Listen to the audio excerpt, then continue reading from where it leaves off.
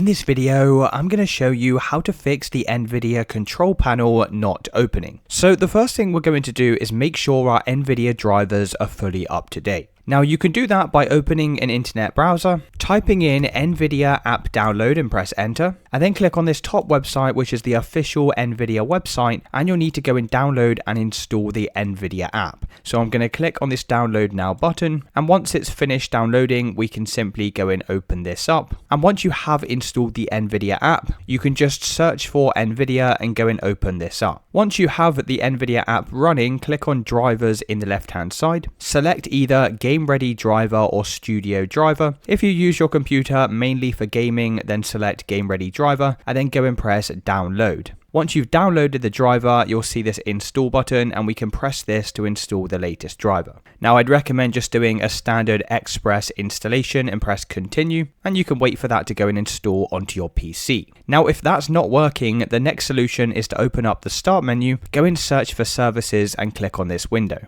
Now scroll down until you see NVIDIA from the list. And you should see this one called NVIDIA Display Container. Double click on it. Make sure the startup type is set to automatic and then press apply and OK. You're then going to double click on this again, make sure the service status is running by clicking the start button and then press apply and OK. You're also going to do the same for this one as well, NVIDIA Local System Container. Make sure the startup type is automatic and make sure the service status is already running. Now once you've done that, you can open up the start menu and you can try opening up the NVIDIA Control Panel and you can check to see if that's now solved your issue. So as you can see here, my NVIDIA Control Panel is now open. Let me know in the comments if you did find this video helpful and I'll see you in the next one.